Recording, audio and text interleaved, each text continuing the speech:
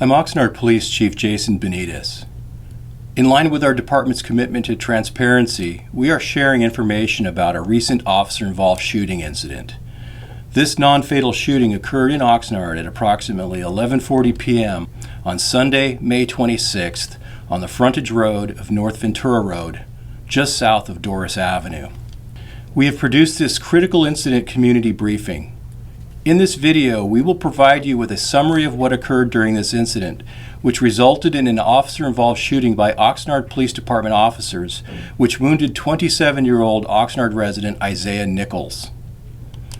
A web link to this video can be found in our news release. This news release will also be posted on the Oxnard Police Department's website, as well as all of our social media platforms. The briefing video that you are watching now may also be found on the Oxnard Police Department's YouTube channel. The purposes of this video are to explain to our community what happened, answer questions that may exist, as well as help discourage the spread of misinformation. It is important to note that this video is in no way intended to offer an opinion or an analysis of what happened that evening. Its scope is limited to presenting facts, that which has been established. It is focused only on the incident itself and circumstances that are directly pertinent to it. There are some basic ground rules for this video. We will not discuss any additional information about the suspect, such as their background, unless it is relevant to the circumstances in this incident. This means that we will not comment on probation or parole status or prior convictions. We will also not mention protected health-related information, as there may be privacy right protections. We will not make speculative statements, present an analysis, or offer an opinion. We encourage those watching to try their best to not form a conclusion about the incident. This is important because at present, this investigation is not yet completed. Additional information will be included in our department's final investigative report. Pursuant to California Senate Bill 1421, our department's documentation of this incident will be disclosable under Public Record Act requests after the investigation is completed. In compliance with California Assembly Bill 748, other materials such as body-worn camera video will also be disclosable to the public under Public Record Act requests 45 days after the incident. This incident was not fatal and involves pending criminal charges for Mr. Nichols. As such, information from court records may also be made available to the public. You will see portions of various video recordings from involved officers' body-worn cameras. These videos are clips of what the officer's devices captured, depicting the moments preceding and including the moment of the shooting. It is not the intent of this briefing to show all of the body-worn camera video from every officer at this incident, but rather the video that centers on the critical segments. As I mentioned earlier, more body-worn camera video will be available at a later date. Body-worn cameras can capture a significant portion of what transpires, but it is important to keep in mind that they do not necessarily tell the entire story. Another thing that is important to consider when viewing body-worn camera video: what you see from the controlled conditions in front of your computer, your tablet, or your smartphone may or may not have been seen by the officer during the incident. The body-worn camera video does not capture what the officer perceived, sensed, or felt. It is important to provide some understanding of the devices that were used to attempt to resolve this situation. This includes the use of less than lethal devices such as the taser and the beanbag shotgun. In this video, you will see several taser deployments. The taser conducted energy device uses electricity to incapacitate individuals who are violent, are physically resisting, or have demonstrated by words or action an intent to be violent or to physically resist. It is important to note that the taser may be used on those who reasonably appear to present the potential to harm others, themselves, or officers. The taser device has limitations that require consideration before its use. The taser device is intended to be used when its operator can safely be within the limited operational range of the device. It should also be noted that it is possible that the taser device might not always have effect on some persons, such as those wearing loose, baggy, or layered clothing, those who are under the influence of alcohol or drugs, or in instances where two probes from the device do not both make contact with the subject. It is also important to note that the taser is not generally used on its own in instances where an officer is confronted with a deadly weapon, such as a knife or cutting implement.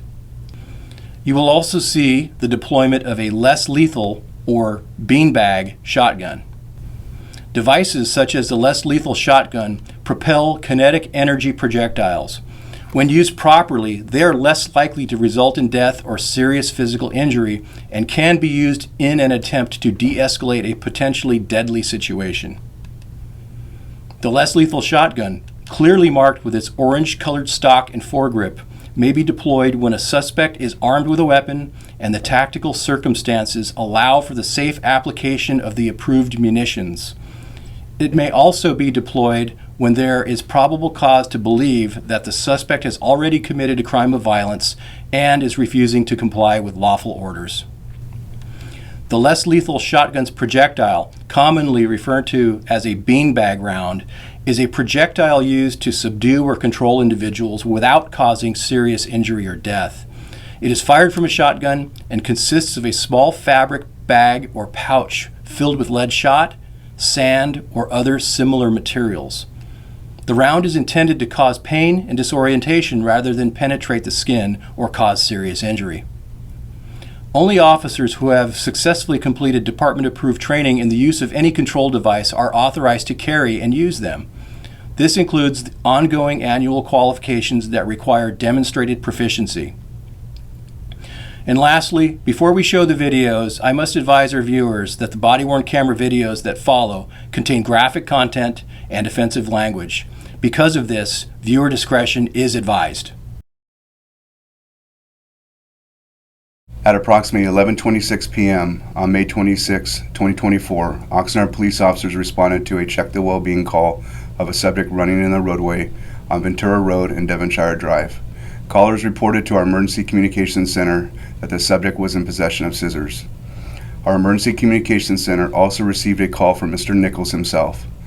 We will play two calls that our center received, including one from Nichols. 911 emergency.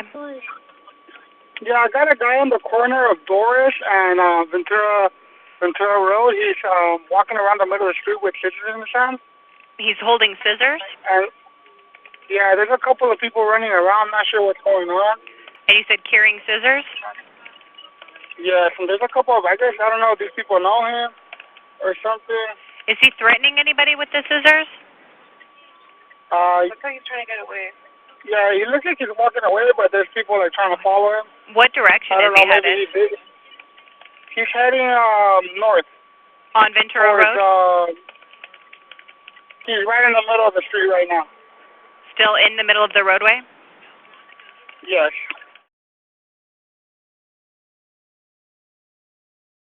What's the emergency? Hello? Hello? Hello, do you hear me? This is a 911. What are you I'm reporting? on Doris and Ventura Road. You guys can come get me, I'm start fucking spazzing off on. Okay, what is it that you're reporting, sir? Huh? What is it that you're reporting? I'm being chased by my folks. I have a knife in my hand. I'm being chased by my people, and they're not respecting. They just keep chasing me and shit. They even call you guys. You guys just trying to back off. Who's holding you? They keep chasing Sorry, people. who's chasing you? They keep chasing me and shit. What's your name, sir? I'm on Doris and Ventura Road. I got that, but okay, what's your name? You're coming for me and shit like that. I don't mean to call y'all and explain the whole thing like that. Okay, but I only have one choice. Sir, what's your name? I only got one choice. So I don't know what else to do. It's gonna go, you feel me? So you come get me, or they gonna come get me. Okay, do you have scissors or is it a knife? It's some scissors. Oh, you guys are here already.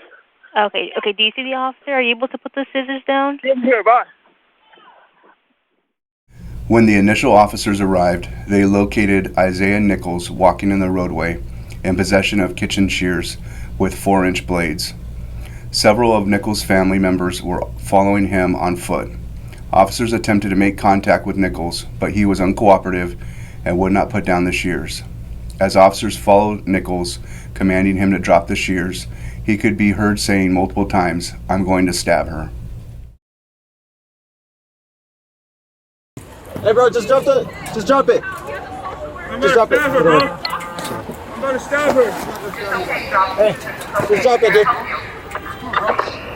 You're probably way over there. Lethal arrest will be informed. I'm gonna stab her. You have less lethal? Close my door.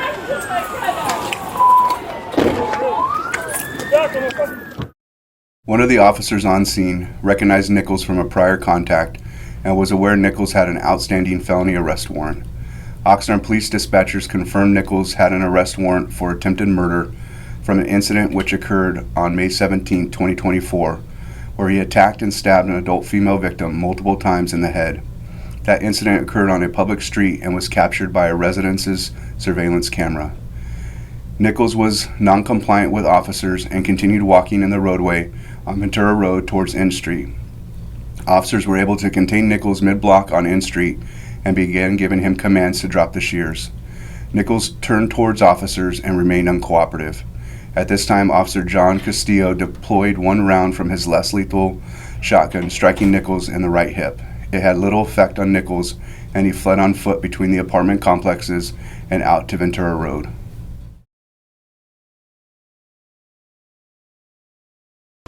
Drop it. Just drop the knife, bud. Everything will be fine. Just drop it. You're okay, dude. Just drop it for me. Can you just drop the knife for me, bud? Nicholas, just drop it. Isaiah, can you hear me? Can you just drop the knife, bro? We're just worried about you. Everything will be okay if you just drop the knife. Can you just drop it for me? Can you drop it?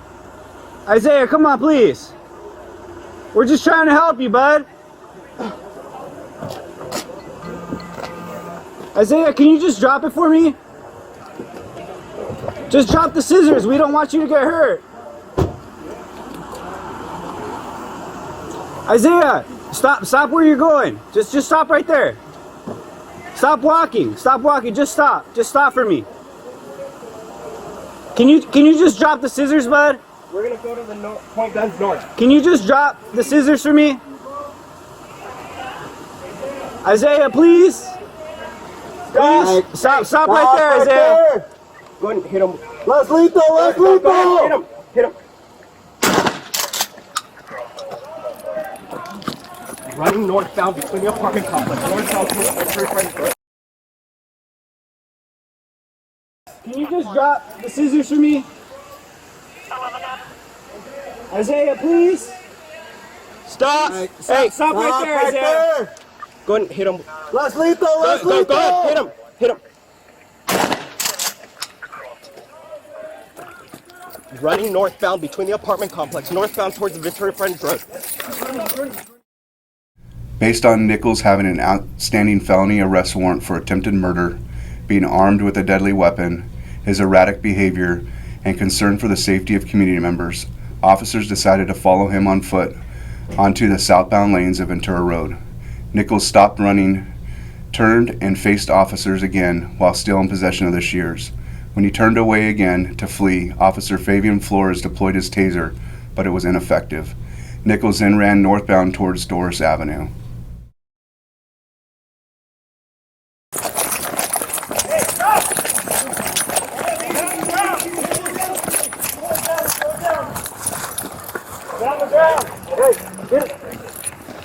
Isaiah, drop it. I'm on your right. Taser.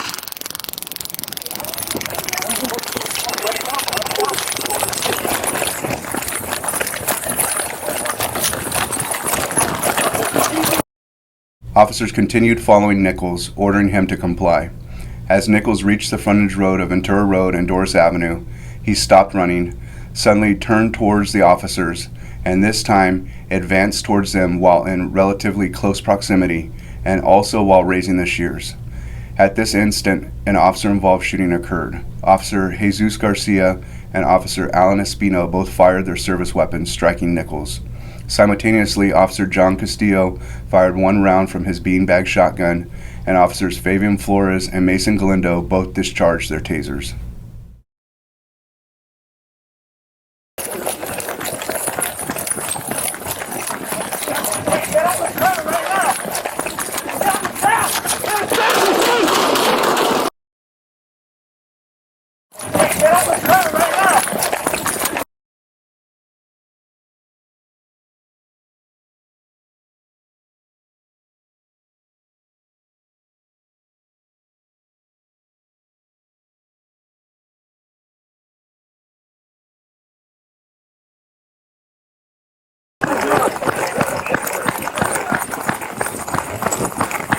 Hey, get on the ground right now! Get on the ground!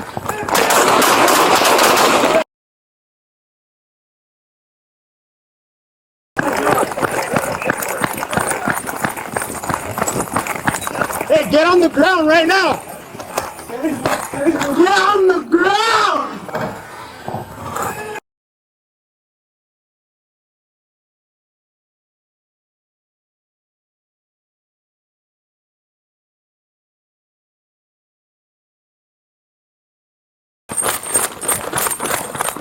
Get on the ground right now!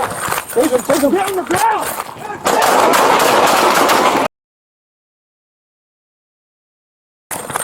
Hey, get on the ground right now!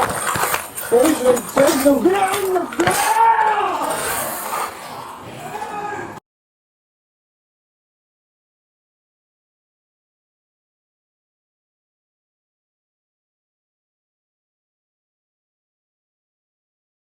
Nichols fell to the ground but continued to hold onto the shears.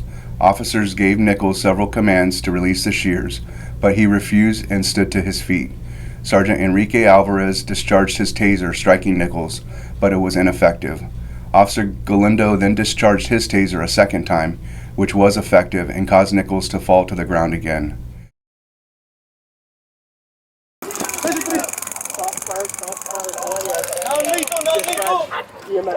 Non-lethal!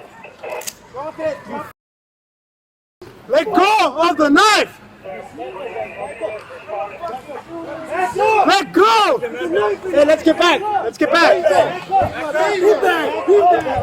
Isaiah! Get! Hey, lay on your stomach! Put it down, please! Hey, you don't need to do something! Wait! Isaiah, put the knife down, please! Nichols released the shears and they fell to the ground directly next to him. At one point, Nichols reached for the shears again and Sergeant Enrique Alvarez discharged his taser a second time, which was effective. Once it was safe, officers were able to approach Nichols, secure the shears, and begin life-saving efforts. Emergency medical services personnel who were staged in the area then joined officers in these life-saving efforts. Nichols was taken to a medical facility within Ventura County and is being treated for his wounds.